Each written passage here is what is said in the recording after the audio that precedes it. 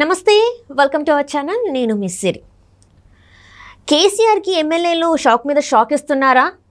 ఇప్పటికీ చాలామంది బయటకు వచ్చేస్తున్నట్టు వార్తలు వస్తున్నాయి. అయితే ఇప్పుడు మరొక ఎమ్మెల్యే కూడా బయటకు వస్తున్నట్టు వార్తలు వస్తున్నాయి. ఇందులో ఎంతవరకు వాస్తవం ఉంది? సో ఈ అంశాన్ని మనకి ఇంకా క్లుప్తంగా వివరించడానికి మనతో పాటు ఉన్నారు సూర్యదేవర లత గారు. తను మన టీడీపీ లీడర్.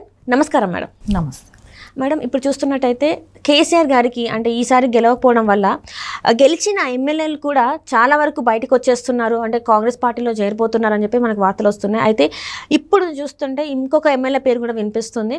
తను కూడా బయటకు వచ్చే అవకాశాలు ఉన్నట్టు అనిపిస్తుంది. సో దీన్ని అసలు మనం ఎలా చూడాలి? అసలు కేసీఆర్ నెక్స్ట్ స్టెప్ ఎలా ఉండబోతుంది? అసలు కేసీఆర్ గారి టీంలో గెలిచిన ఎమ్మెల్యేలు అందరూ కూడా చాలా వరకు కూడా రహస్యంగానే కానివ్వండి, సో వాళ్ళకి కొంతమందికి పాత పరిచయాలతో రేవంత్ రెడ్డి గారితో ఉన్న పరిచయాల పరంగానే కానివ్వండి, ప్రతి ఒక్కళ్ళు కూడా కలుస్తూనే ఉన్నారు. సో కలుస్తున్నారు. సో వాళ్ళు ఎప్పటికైనా మారిపోతారనేది కూడా అది కేసీఆర్ గారికి కూడా తెలుసు. ఎందుకంటే అది ఒక నియంత పాలన లాగా ఉన్నప్పుడు అక్కడ ఎవరు ఉండాలని కోరుకోరు. ఎందుకంటే ఆయన ఎప్పుడు నియంతలాగా వ్యవహరించారే కానీ వాళ్ళ దగ్గర ఎప్పుడూ కూడా, ఇప్పుడు అదే తెలుగుదేశమే కానివ్వండి, ఇట్లాంటి పార్టీల్లో ఉన్న వాళ్ళకైతే స్వతంత్రం అనేది ఉండేది. అక్కడ ఎవరికి ఆ స్వతంత్రం అనేది లేదు. సో లేకపోవడంతో వాళ్ళు ఎప్పుడూ కూడా వాళ్ళు ఏదైనా అంటే ఇన్ని రోజులు ఉన్నారు అని అంటే కారణం ఏంటంటే అధికారంలో ఉన్నది కాబట్టి. సో అధికారం లేనప్పుడు వాళ్ళు ఆబ్వియస్లీ వేరే ప్లాట్ఫామ్స్ ఎత్తుక్కోవటానికే వెళ్ళిపోతారు. మనకు అధికారము లేదు, ఈయన దగ్గర మనం స్వతంత్రంగా ఏమీ చెప్పలేకుండా ఉన్నాము, ఏమీ చేసుకోలేకపోతున్నాము. ఏంటంటే కుటుంబ పాలన. ఇది కుటుంబ పాలన మీన్స్ ఏంటంటే ఇప్పుడు అన్ని పార్టీల్లో కూడా అన్నీ ఉన్నారు కానీ అందరికీ స్వేచ్ఛ ఉంటుంది. వేరే పార్టీస్లో ఇప్పుడు టీడీపీ తీసుకోండి, టీడీపీలో ప్రతి వాళ్ళకి స్వేచ్ఛ ఉంటుంది. కార్యకర్త దగ్గర నుంచి కూడా స్వేచ్ఛగా మాట్లాడగలుగుతారు, అన్నీ చేయగలుగుతారు. అదే ఆ పార్టీలో అలాంటి అవకాశమే లేదు. ఏమైనా మాట్లాడాలన్నా, ఏదైనా చెప్పాలన్నా, ఏమైనా చేయాలన్నా కేసీఆర్ గారు, కేటీఆర్ గారు, హరీష్ గారు, కవిత గారు, సో వీళ్ళని తప్ప, ఫ్యామిలీ వాళ్ళ నలుగురు తప్ప ఇంకా వేరే వాళ్ళకి ఆస్కారమే ఉండదు. అలాంటప్పుడు కూడా ఎవరైనా కూడా స్వతంత్రంగా ఉండాలనుకుంటారు కదా. సో అధికారము లేదు, బానిసత్వం ఉండాలనుకోరు. సో వాళ్ళు ఆటోమేటిక్గా మారిపోవటానికే ట్రై చేస్తారు. అంటే ఇప్పటివరకు చూసుకున్నట్టంటే ఈ 10 సంవత్సరాల నుంచి చూస్తున్నట్టయితే కేవలం అధికారంలో ఉన్నారు కాబట్టి ఎమ్మెల్యేలు అందరూ ఆగారు. సో ఇప్పుడు అధికారం నుంచి లేరు కాబట్టి ఎమ్మెల్యేలందరూ బయటకు వస్తున్నారు అనుకోవాలా మేడం? అయితే డెఫినెట్గా అదే కదా. ఎందుకంటే ఈయన దేశ్కి నేత అనే ఒక ఉద్దేశం. ఎందుకంటే నేను ప్రధాని క్యాండిడేట్ అని కేటీఆర్ గారు కూడా చెప్పారు. నా కేసీఆర్ గారు ప్రధాని అయ్యే అవకాశాలు ఉన్నాయి, ఆయన దేశ నేత అని చెప్పారు. మహారాష్ట్రలో ఆఫీస్ పెట్టడం, ఆంధ్రాలోను, కర్ణాటకలో ఇట్లా ప్రతి చోట్ల కూడా ఆఫీసులు పెట్టారు. బీఆర్ఎస్ పార్టీ ఆఫీసులు పెట్టుకున్నారు.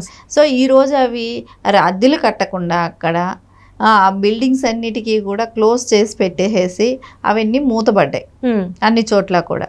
సో అలాంటప్పుడు వీళ్ళు ఆశించింది ఉంటుంది కదా, ఈ క్యాడర్ కానివ్వండి, ఎవరైనా కూడా ఏది మన కేసీఆర్ గారు ప్రధాని అవుతానన్నారు, అయ్యో ప్రధాని కూడా కాదు, సరే ప్రధాని అయినా మనము ఆయన దగ్గర ఆయన చెప్పినట్టయినా బానిసల్లాగా ఉండేవాళ్ళం. ఆయన ప్రధాని కూడా కానప్పుడు ఈ బానిసత్వ బతుకులు మనకెందుకు, మనం స్వేచ్ఛగా అయినా ఉందాం వేరే పార్టీకి వెళ్ళి అనే దానికి వెళ్ళిపోతారు. ఇంకా ఎందుకంటే ఎన్ని రోజులు బానిసత్వంగా ఉండాలని ఎవరు అనుకోరు. ఒకటి అధికారం లేనప్పుడు వాళ్ళు జంప్ అవటం, ఈ రెండే ఉంటాయి.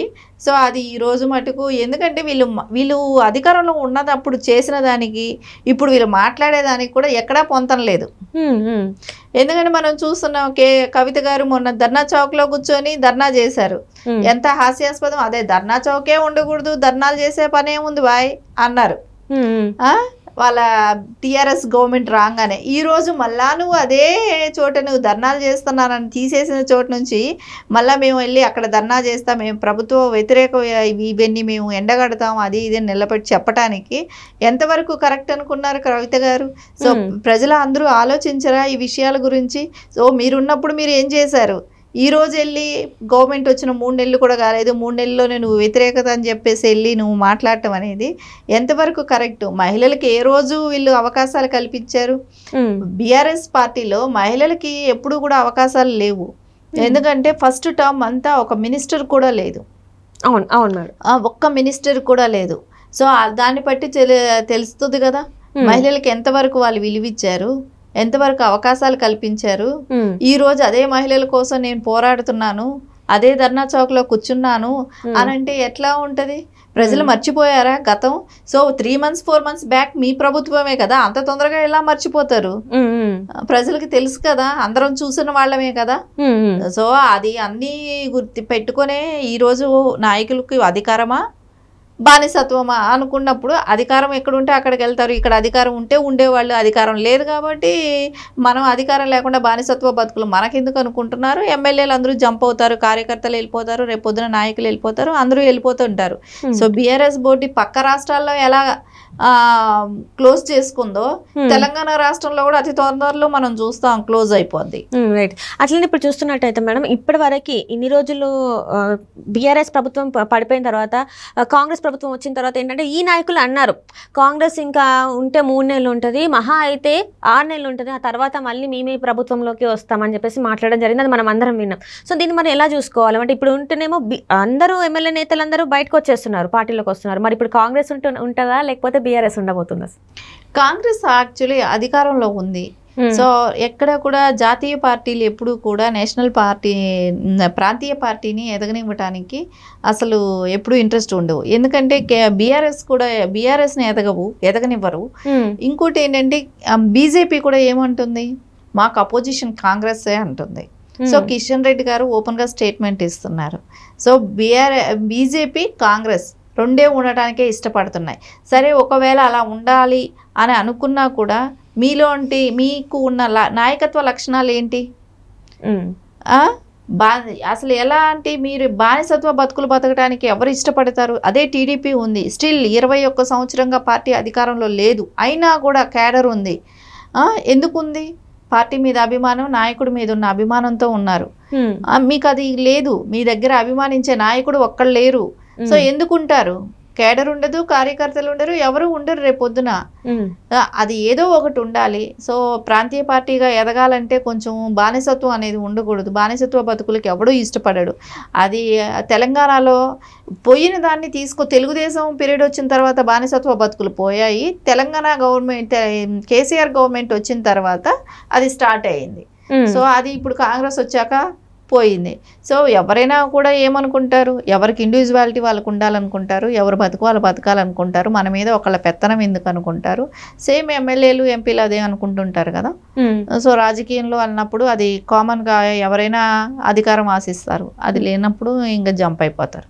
అంటే ఇది కేవలం మన కేసీఆర్ గారి స్వయంకృత అపరాధం అని అనుకోవచ్చు మనం. అంటే నేతలందరూ ఇలా చేజారి వెళ్ళిపోవడం, గెలిచినా కూడా పక్క పార్టీల వైపు చూస్తున్నారు అంటే ఇది నేతదే తప్పదు అనుకోవచ్చా మేడం? మనం డెఫినెట్గా కేసీఆర్ గారి ఆయన చేసుకున్న స్వయంకృత అపరాధం ఇది.